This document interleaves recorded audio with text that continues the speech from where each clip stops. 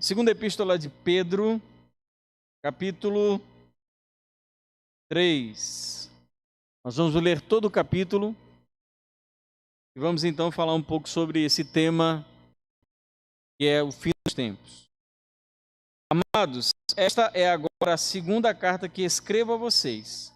Em ambas procuro, com lembranças, despertar a mente esclarecida de vocês, para que se lembrem das palavras que anteriormente foram ditas pelos santos profetas, e também se lembre do mandamento do Senhor e Salvador, que os apóstolos de vocês lhes ensinaram. Antes de tudo, saibam que nos últimos dias virão escarnecedores com as suas zombarias, andando segundo as próprias paixões e dizendo: onde está a promessa da sua vinda? Porque desde que os pais morreram, todas as coisas permanecem como desde o princípio da criação. Acontece que, de propósito, esquecem que os céus existem desde muito tempo e que a terra surgiu da água e através da água pela palavra de Deus.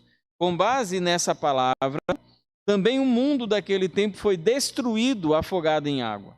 Pela mesma palavra, os céus e a terra, que agora existem, têm sido guardados para o fogo, estando reservados para o dia do juízo e da destruição dos ímpios.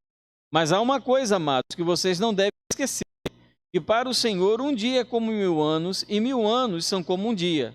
O Senhor não retarda a sua promessa, ainda que alguns sejam demorada. Pelo contrário, Ele é paciente com vocês, não querendo que ninguém pereça, mas que todos cheguem ao arrependimento. Porém, o dia do Senhor virá como um ladrão. Naquele dia, os céus passarão com grande estrondo, e os elementos se desfarão pelo fogo. Também a terra e as obras que nela existem desaparecerão. Uma vez que tudo será assim desfeito, vocês devem ser pessoas que vivem de maneira santa e piedosa, esperando e apressando a vinda do dia de Deus. Por causa desse dia, os céus incendiados serão desfeitos e os elementos se derreterão pelo calor. Nós, porém, segundo a promessa de Deus, esperamos novos céus e nova terra, nos quais habita a justiça. Por essa razão, amados, esperando estas coisas, esforcem-se para que Deus os encontre sem mácula, sem culpa e em paz, e considerem a longanimidade do nosso Senhor como oportunidade de salvação, como também o nosso amado irmão Paulo escreveu a vocês, segundo a sabedoria que lhe foi dada. Ao falar a respeito desses assuntos, como de fato costuma fazer, em todas as suas cartas, nelas há certas coisas difíceis de entender, que aqueles que não têm instrução e são instáveis deturparão, como também deturparão as demais escrituras para a perdição deles. Portanto, vocês, meus amados, visto que já sabem disso, tenham cuidado para que não sejam arrastados pelo erro desses insubordinados e caiam da posição segura em que se encontram. Pelo contrário, cresçam na graça e no conhecimento do nosso Senhor e Salvador Jesus Cristo. A Ele seja a glória, tanto agora como no dia eterno. Pai, eu quero rogar a orientação do Senhor na nossa reflexão dessa noite, que Tu, ó Deus, tome à frente, nos ensinando e nos orientando sobre esse tempo que nós temos vivido e aquilo que nós precisamos então saber e descobrir e como viver num tempo como esse, em que parece que o fim dos tempos se aproxima de maneira tão rápida. Nos orienta segundo a Tua palavra, Pai, em nome de Jesus. Amém. Podem assentar.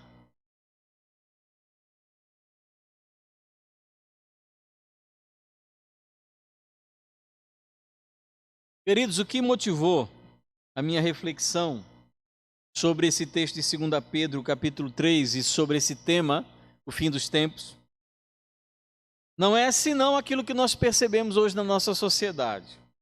Algumas pessoas também me perguntam, procuram questionar sobre o que nós temos visto em tempos como esse, se isso de fato representa uma aproximidade do fim.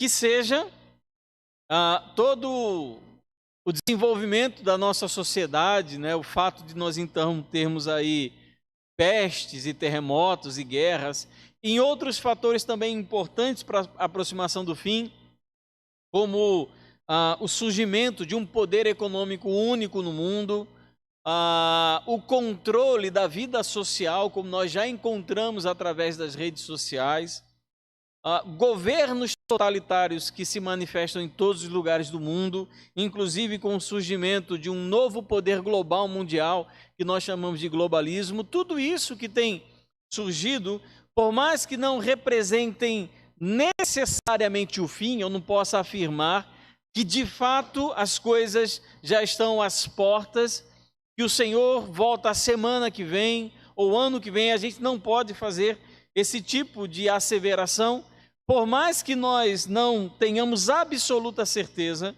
de que o Senhor está próximo, que Ele vem na nossa geração ou alguma coisa do tipo.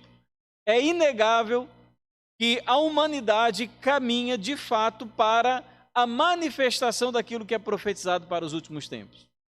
Tudo o que acontece hoje, o surgimento do globalismo, o controle através das mídias sociais, a manipulação, o dinheiro hoje sendo controlado não mais pelas notas que existem na sua carteira, mas pelos bancos, pelos governos, tudo isso indica de fato que o panorama, o teatro, o palco está sendo marcado, está sendo conduzido, está sendo feito para que o anticristo e tudo aquilo que está profetizado no livro de Apocalipse de fato se cumpra.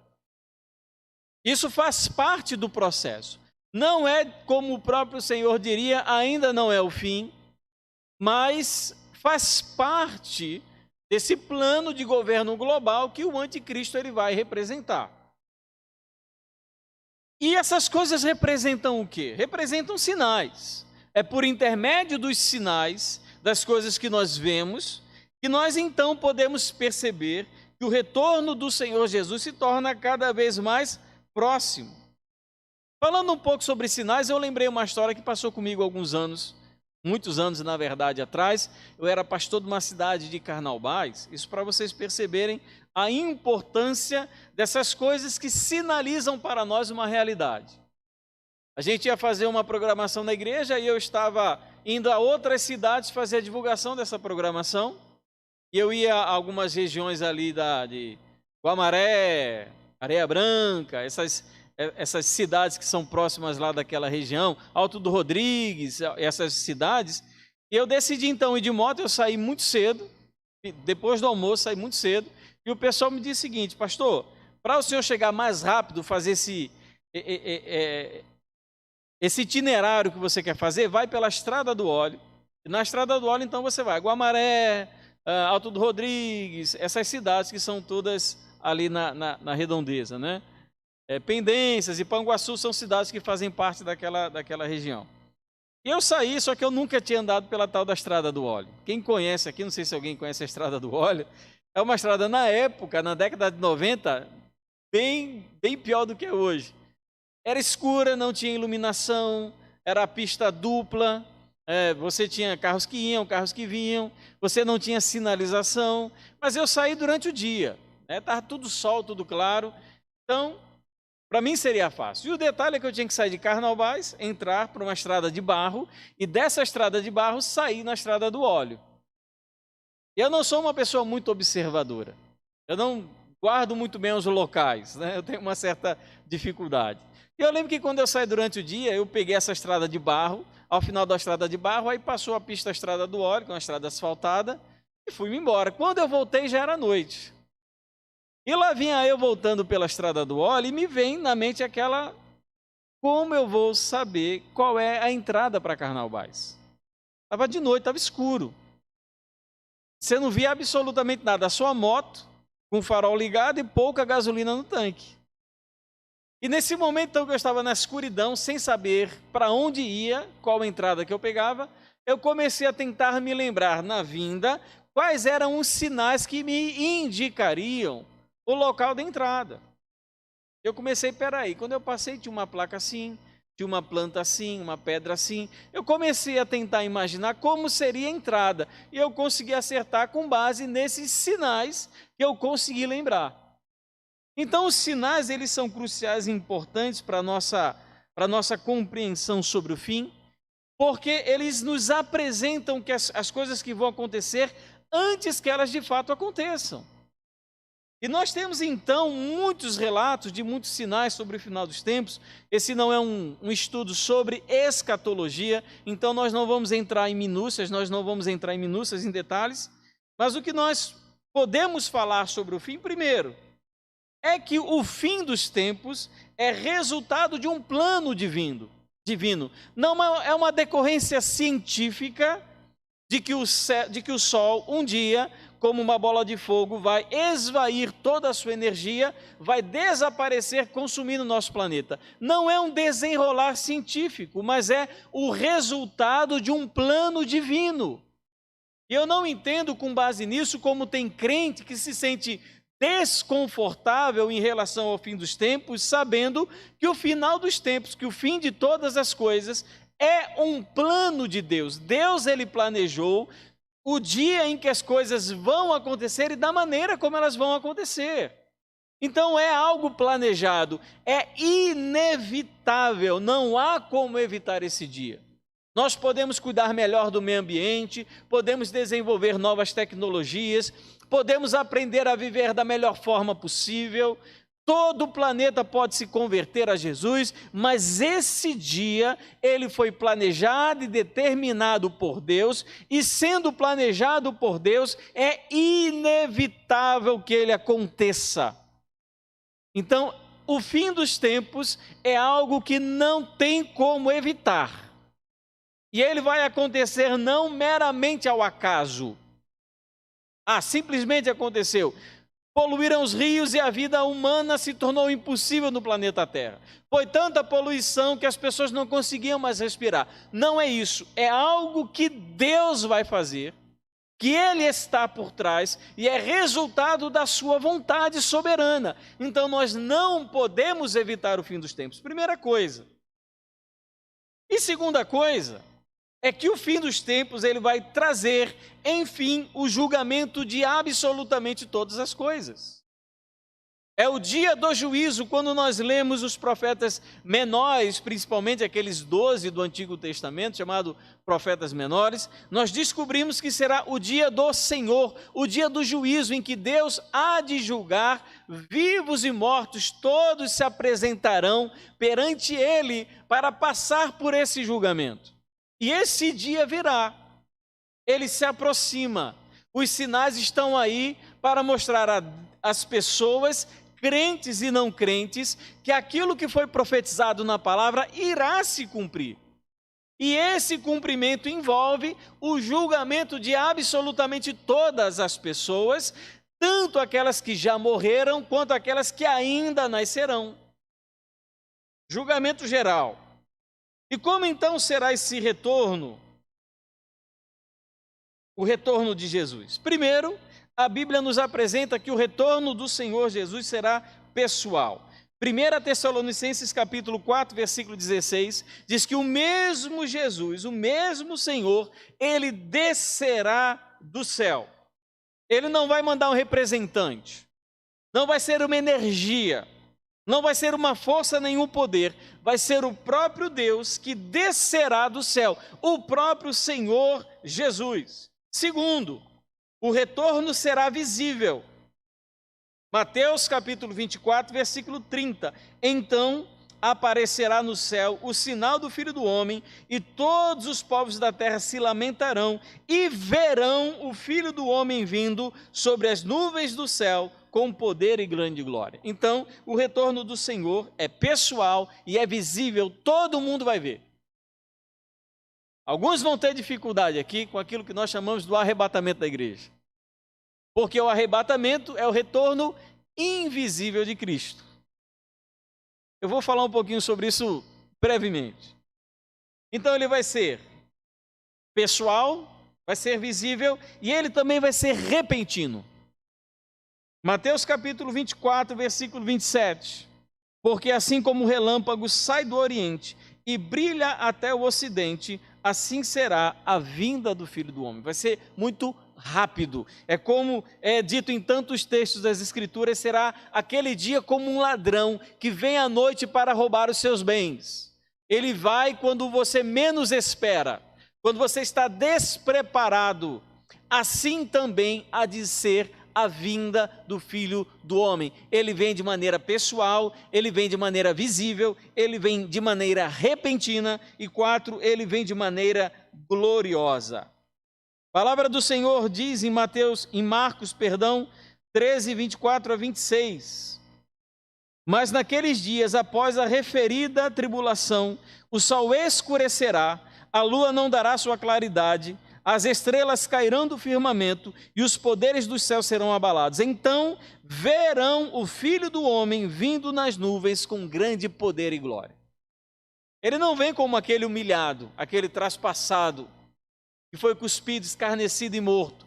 Ele vem de maneira gloriosa, poderosa. Ele vem seguido do seu séquito angelical. Ele vem como juiz, ele vem como rei, ele vem como senhor, não como servo, não como escravo, não como oferenda, não como sacrifício.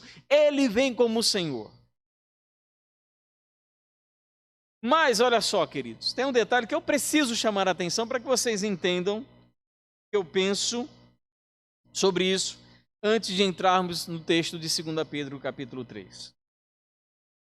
Quando Jesus volta, existem 4 visões teológicas, bíblicas, que respondem a essa pergunta: em que momento será o retorno de Jesus? A primeira dessas visões, dessas concepções, é o que nós chamamos de amilenismo.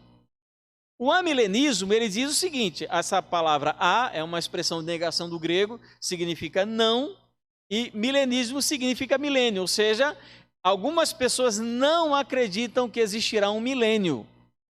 Na verdade, o amilenismo, ele diz que a época em que nós vivemos já é esse milênio descrito nas Escrituras. Já é o milênio. Nós já estaríamos então vivendo o milênio. Igrejas presbiterianas são amilenistas. Então eles dizem que não vai ter tribulação, que não vai ter arrebatamento da igreja, vai ter simplesmente o período milênio que nós vivemos hoje, e no final dele, então, nós teremos aí o retorno do Senhor.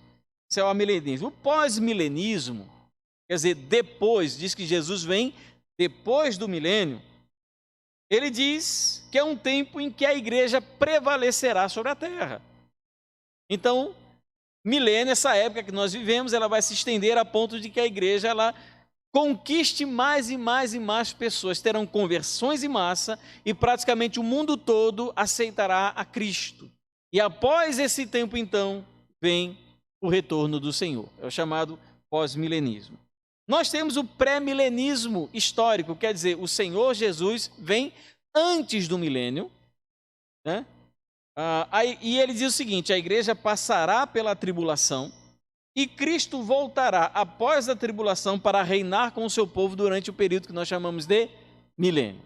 É o pré-milenista histórico. E nós temos também o pré-milenista dispensacionalista.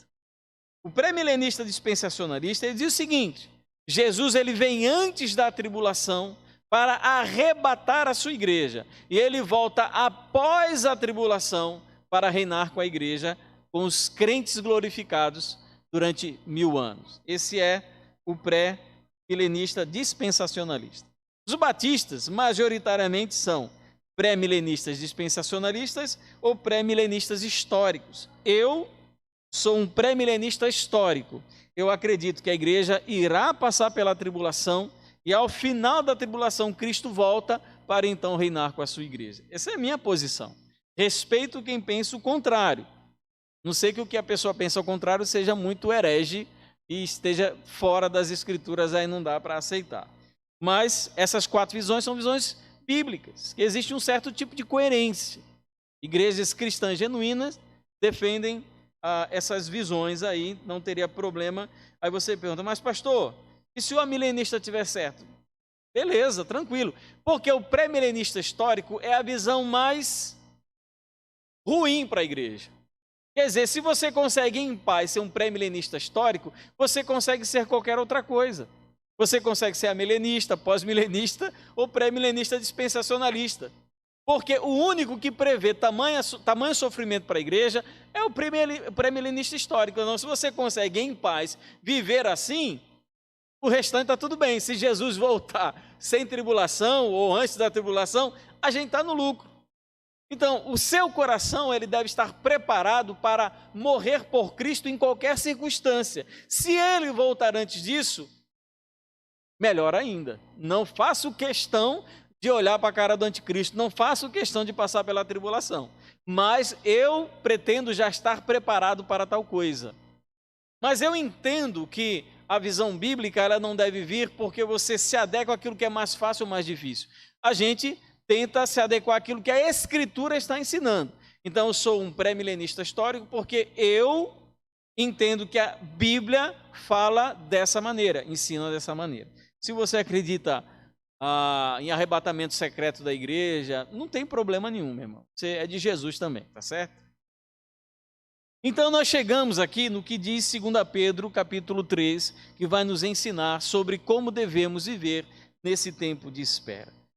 O apóstolo Pedro, ele escreve a sua segunda epístola para estimular os irmãos a viverem uma vida santa e piedosa e alertá-los sobre os perigos dos falsos mestres. A igreja, inclusive, existe uma grande probabilidade de que na igreja ou as igrejas, que essa é uma epístola geral, as igrejas a quem Pedro escreve estavam sendo dominadas por algum tipo de gnosticismo, que era uma heresia que estava surgindo dentro da igreja. E essa heresia, então, começa a ocupar, tomar espaço da igreja, e Pedro escreve essa epístola para chamar a atenção daqueles irmãos de que eles devem tomar todos os cuidados necessários para que esse ensino, ele não encontre guarida, ele não seja recebido dentro da igreja cristã. Porque a heresia, ela corrói tanto a verdade quanto a vida. O problema do erro teológico, não é o problema do erro doutrinário, do erro teológico, não é só aquela visão de que é um pensamento doutrinário diferente. Uma coisa é pensamento doutrinário diferente, é você ser pré-milenista e você ser milenista. Isso são pensamentos doutrinários diferentes acerca do milênio. Outra coisa é uma heresia, é um erro, um engano, uma mentira. A mentira, ela deve ser combatida, porque ela destroça, ela destrói a fé e ela destrói também a vida, porque a nossa vida cristã, ela é vivida de acordo com aquilo que nós conhecemos e entendemos segundo a Escritura. Se a nossa compreensão da Escritura é equivocada, se aquilo que nós entendemos da Bíblia é equivocado, a nossa vida será moldada por fundamentos errados.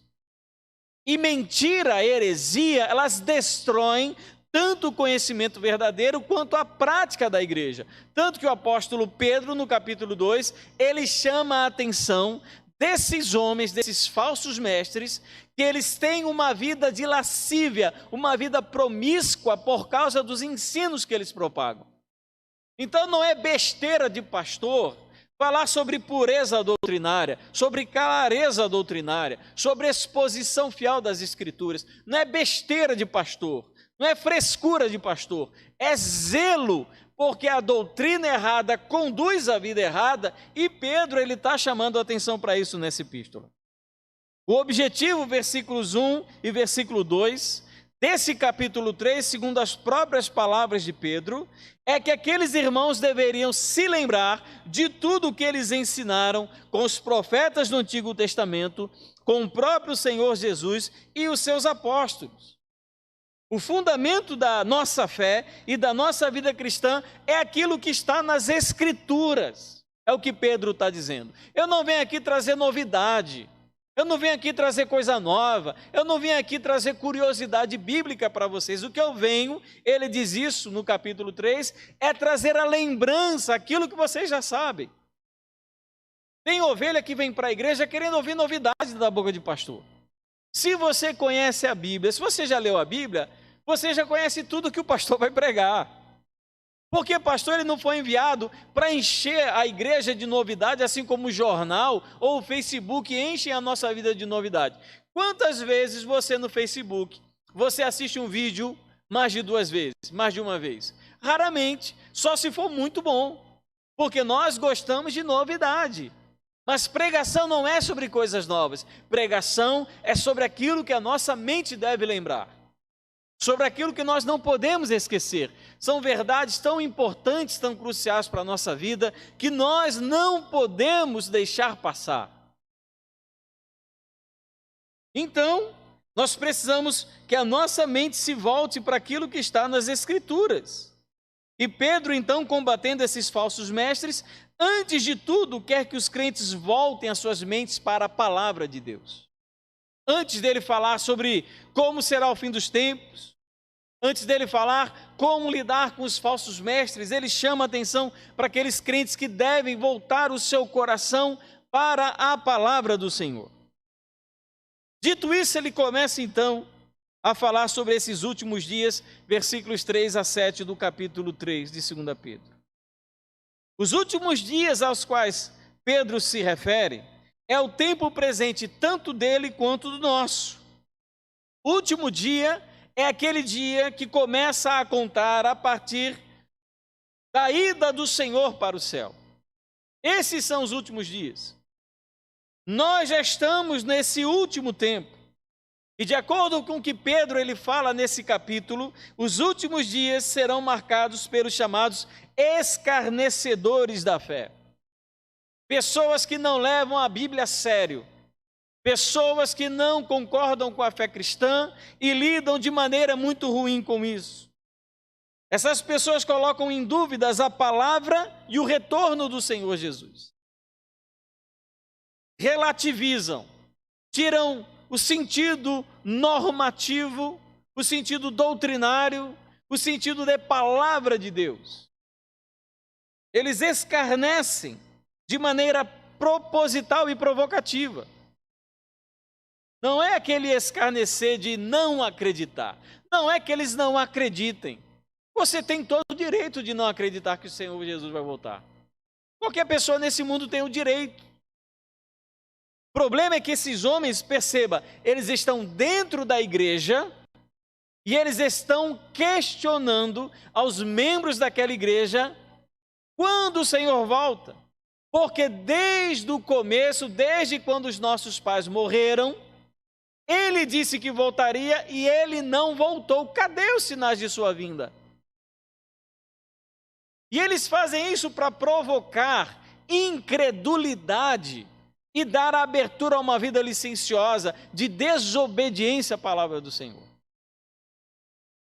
É um escárnio proposital, provocativo. Onde está a promessa de sua vinda?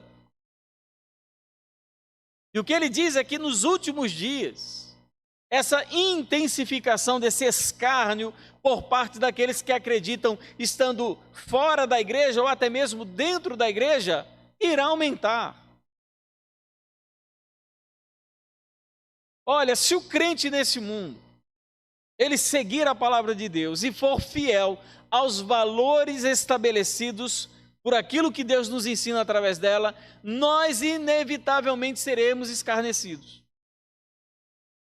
Se você defender os valores, por exemplo, isso numa turma de sociologia, tendo aula de sociologia com aqueles que serão professores dos nossos filhos, eu disse que seria uma boa estratégia, isso para uma turma de pessoas de licenciatura que serão professores de sociologia do ensino médio, de que se deveria estimular um jovem, um adolescente, uma criança a não ter relação sexual. Eu fui escarnecido quando eu disse que um adolescente deveria, na escola, não ser estimulado a ter relação sexual. Eu sofri escárnio. Isso é ridículo, isso não pode. O governo não pode fazer isso. Estimular alguém a não praticar sexo. Estimular a praticar sexo, pode. Estimular a não praticar, não pode. Eu não entendo. Quando você começa então a defender os seus valores, aquilo que você acredita na palavra, os escarnecedores de fora e de dentro da igreja se manifestam. Quando você quer ser fiel à Escritura, quando você quer demonstrar o seu amor a Deus, sendo fiel à palavra, sem modismo, sem invencionice, sem entretenimento, sem essas coisas que atraem moscas e não crentes, sem essas coisas que atraem lobos e não ovelhas, quando você começa a expor a Escritura, expor a palavra, falar dela, e dizer que as pessoas devem viver de tal maneira segundo aquilo que o Senhor Deus ensina na palavra, os escarnecedores se levantam. Não, pastor, mas isso é muito antigo. Isso não se usa mais não, pastor. Ninguém crê mais desse jeito. É só o Senhor. Pedro ele está dizendo que nos últimos tempos, muitos escarnecedores se levantarão, não apenas fora da igreja, mas dentro da própria igreja. Essas pessoas não têm absolutamente nenhum interesse pela fé autêntica, pela fé genuína. Podem ir até a igreja, mas os interesses dela não dizem respeito a conhecer a Deus e a ampliar a sua fé. Pedro também nos ensina nesse capítulo 3, a partir do versículo 3 ao 7, como eu disse, que além de tudo, além deles serem escarnecedores, além deles se tornarem incrédulos, relativizarem a Escritura, eles se tornam também pessoas dirigidas pelos seus desejos mais pecaminosos. Eles não têm absolutamente freio moral para fazerem aquilo que querem. Porque se eu relativizo a Escritura, se a Bíblia não é a palavra de Deus, se Deus não nos ordena através dela, eu perco todo o critério para estabelecer aquilo que eu devo ou não fazer. E esses homens, então, esses escarnecedores, falsos mestres, levantando questionamentos em relação à volta do Senhor, o que eles estão dizendo é o seguinte: tudo o que o Senhor Jesus prometeu na Escritura, nada disso é verdade.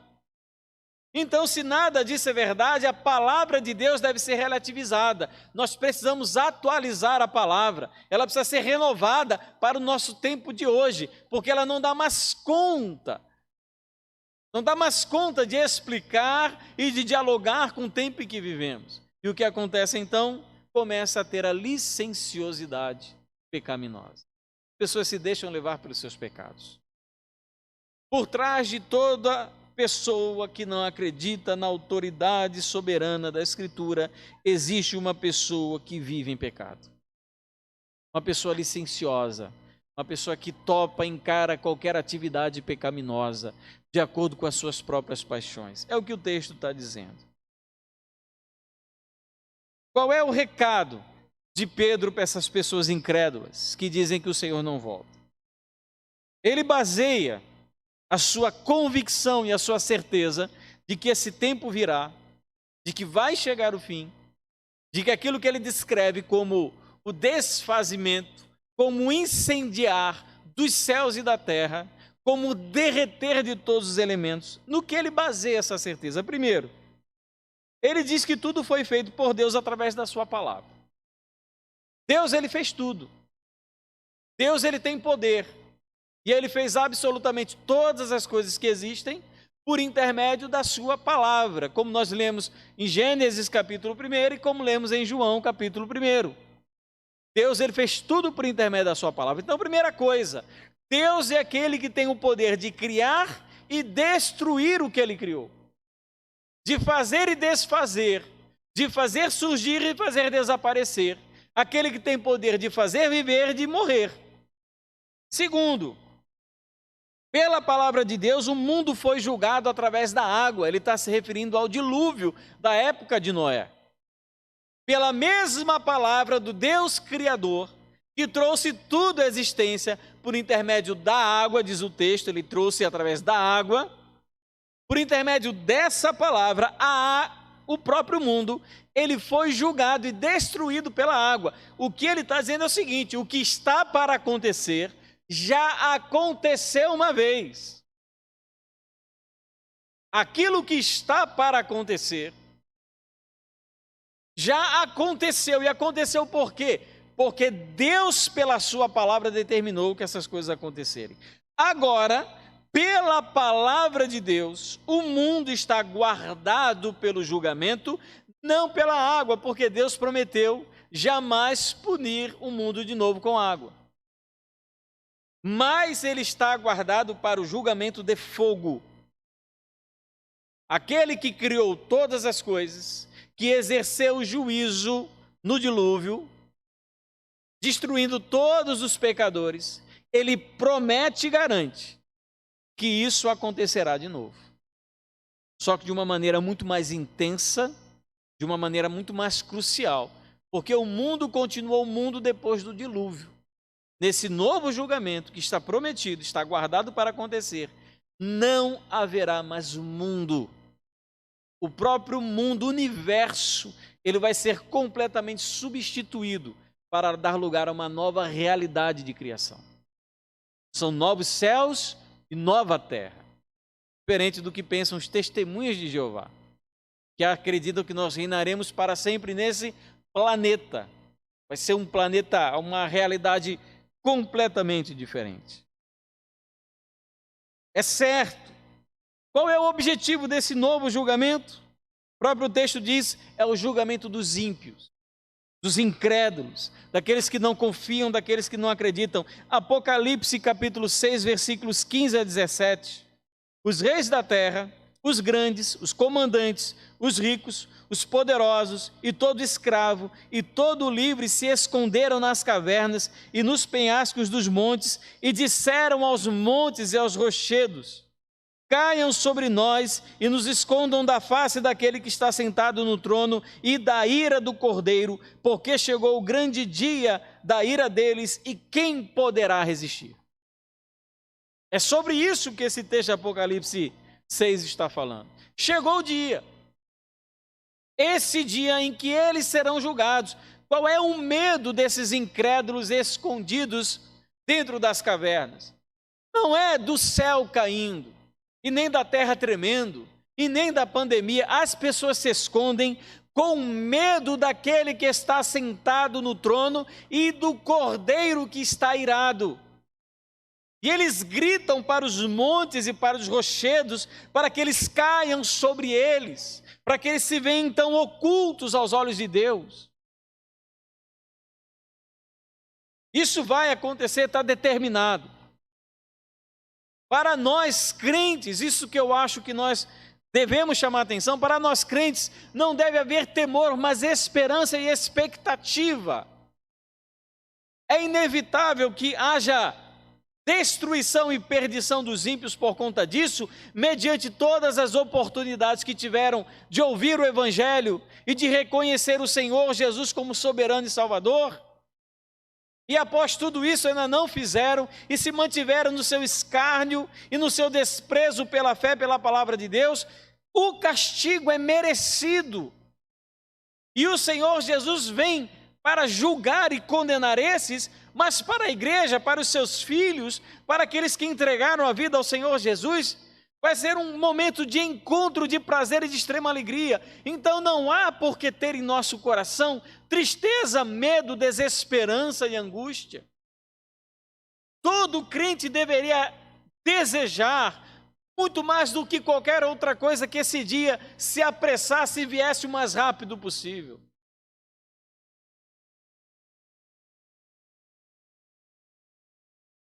Mas uma coisa nós precisamos concordar.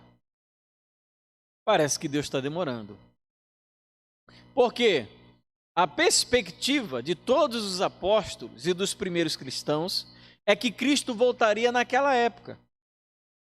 De fato, Pedro, Paulo, João, eles acreditavam que Jesus vinha naquela época. E esse sentimento de que eu sou a última geração deveria acompanhar a igreja. Nós deveremos de fato acreditar que nós somos a última geração, que eu não verei os meus netos, que eles não nascerão, que eu não verei bisnetos, que talvez meu filho nem sequer case eu tenha filhos.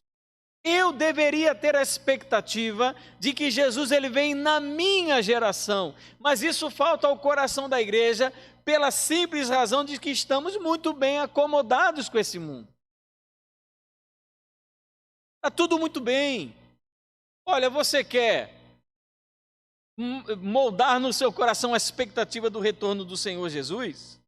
É só as coisas ficarem muito ruins. Não é ficarem ruins, é ficarem muito ruins, quando as coisas se tornam insuportáveis, a gente começa a pensar na possibilidade do retorno do Senhor Jesus, porque aí as coisas ficam melhores. Mas a nossa expectativa desse encontro está muito além de uma vida melhor, porque Ele é o esperado, Ele é o desejado, é o Senhor e dono das nossas vidas.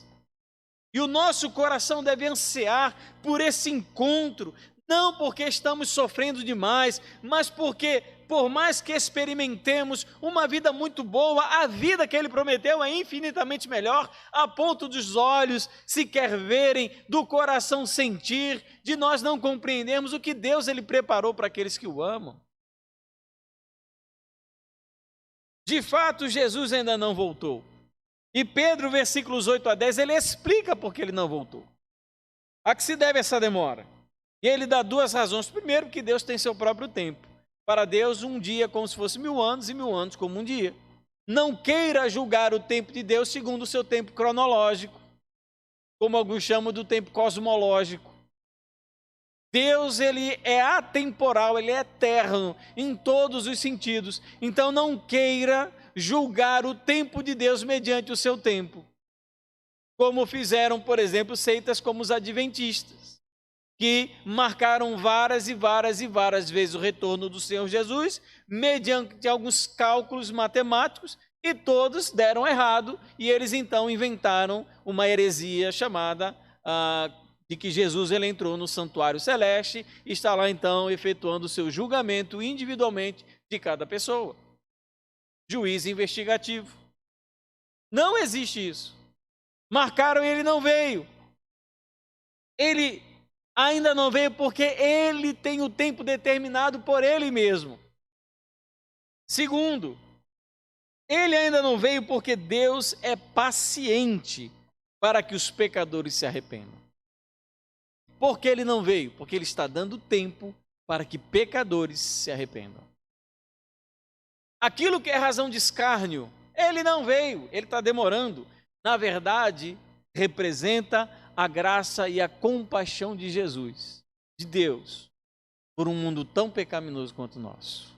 Ele está dando tempo para que as pessoas se arrependam. Vai chegar um dia em que esse tempo não mais existirá. Não haverá mais oportunidade de arrependimento. Lembra, vai ser como um ladrão, de maneira repentina. E todas as pessoas então serão julgadas. E durante o julgamento você pode se arrepender o quanto você quiser, mas isso não vai valer absolutamente nada. A oportunidade é esta. É essa que você tem agora. A oportunidade é esta, não lhe será dada outra oportunidade. Quando menos esperarmos, tudo terá início. Toda a criação será desfeita. O texto diz que os céus serão incendiados. Você imagina o terror dessa visão que Pedro está dizendo, de céus que pegam fogo. E a terra debaixo dos nossos pés começa a derreter por causa do calor. Todas as obras, tudo aquilo que se fez sobre a terra desaparecerá, derreterá com ela. Nossos títulos, os nossos pós-doutorados, os nossos bens, a nossa casa, nosso carro, nosso computador, o nosso celular, tudo aquilo que nós fizemos, tudo, absolutamente tudo, desaparecerá. Então fica a dica, hashtag fica a dica, não se apegue muito. Não se apegue, porque tudo isso está guardado para o fogo. Sabe o teu apartamento de R$1,5 milhão? É lenha para o dia do juízo. Sabe aquele teu carro de 250, 500 mil reais? É lenha para a fornalha. É isso que é. Então, quando você se preocupa, eu até preguei sobre isso no casamento do nosso irmão Thales e de Maria Eduarda, você se preocupa demais com os seus bens e se esquece da sua alma. Chega no dia do juízo, você não tem absolutamente nada dentro de você, só bens materiais. E o juízo lá de cima não pode ser comprado com ouro nenhum. Tudo será desfeito. E Pedro, então, para encerrar, ele procura nos ensinar sobre como viver diante da iminência do retorno de Cristo. Pedro recomenda algumas atitudes para os crentes, para nós, para a igreja. Dentre essas atitudes, eu não coloquei aqui. Não está a nossa expectativa pessimista, né? Sabe aquelas pessoas que veem filme de Hollywood sobre o final dos tempos, sobre destruição, 2012, né? Esses filmes aí a gente fica apavorado, chocado, e a gente então relaciona a volta de Cristo com esses apocalipses aí espúrios da televisão. Não tem esse sentimento negativo, não. Tem uma doce e amorosa expectativa em relação ao dia do Senhor. Para nós é paz, para nós é bênção. O que Pedro recomenda? Primeiro, já que o dia do Senhor, já que o Senhor está voltando primeiro,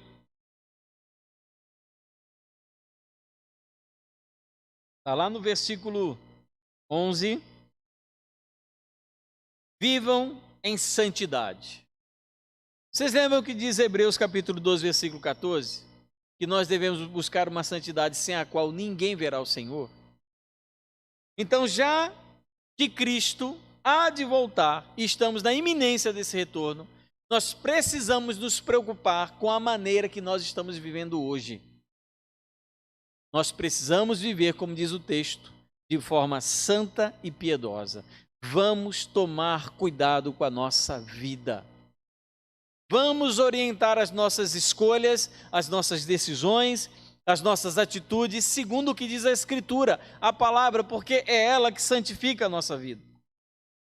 Primeiro, viva em santidade.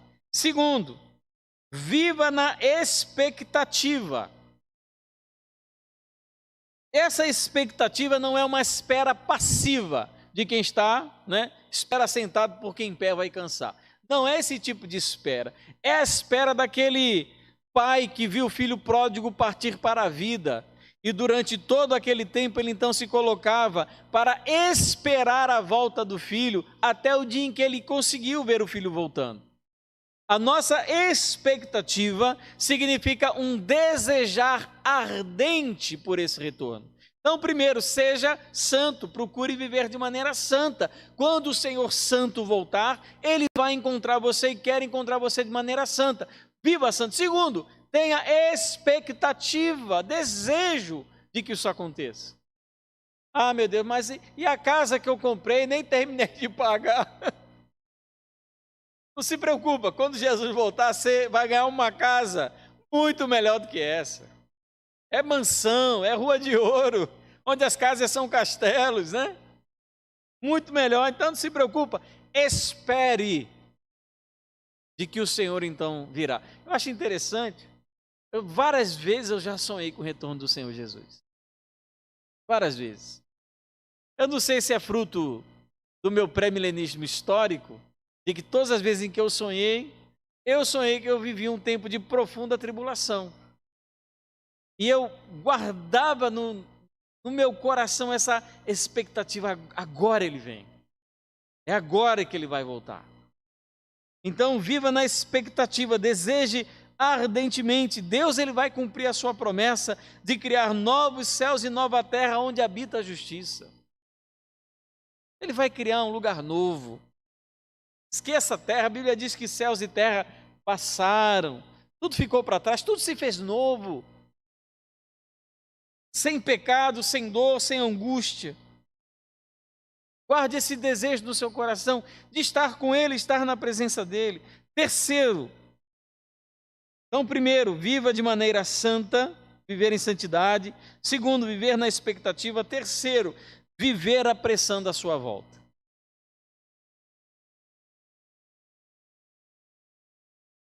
Viver apressando a sua volta. É como diz Mateus capítulo 24, versículo 14, e esse evangelho do reino será pregado em todos os lugares e então virá o fim.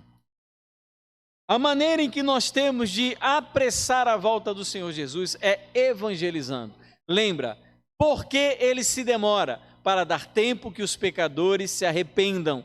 Quando os pecadores, que nós não sabemos nem quantidade, nem quem são, se arrependerem, ele volta. Então, viva apressando a sua volta, evangelizando, proclamando o evangelho, falando do Senhor, investindo em missões, para que os povos tenham acesso à palavra de Deus, para que os povos ouçam do evangelho.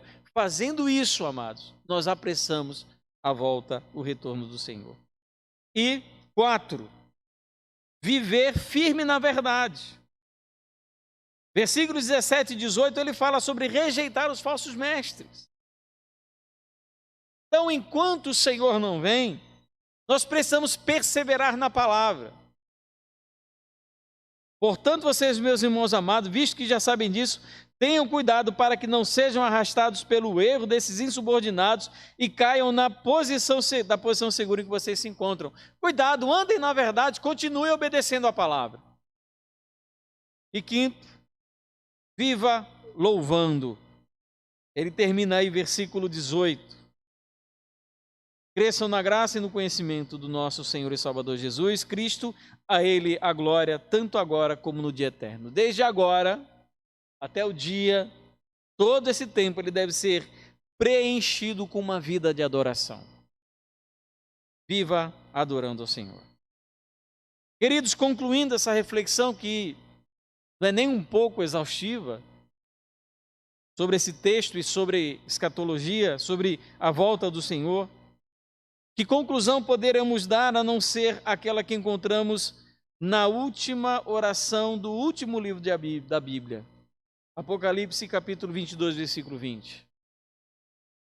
Quando o Senhor Jesus, ele diz, venho sem demora, a resposta de João é, amém, vem Senhor Jesus. Amém, ora vem Senhor Jesus, Maranata, como diz algumas versões também. O que nós devemos fazer, além do que Pedro nos ensinou de como devemos viver nesse mundo, é orar pedindo, vem Senhor. Nós precisamos que o Senhor venha. É o nosso desejo, a nossa expectativa. Aos que devem temer, devem ter medo de fato, devem ter terror perante esse tempo, porque serão julgados. Mas os crentes, aqueles que têm Cristo no coração, devem desejar que Ele chegue logo. Qual grupo você está? Daquele que espera que Ele nunca venha porque vai ser um dia de prestação de contas? Ou daquele que, por amor ao Senhor, deseja que Ele chegue logo? E o Senhor, amados, nos prepare para esse dia. Não sei se passando pela tribulação, penso eu que sim, que a igreja de fato passará por esse momento. Não sei se arrebatados para encontrar com o Senhor nos ares.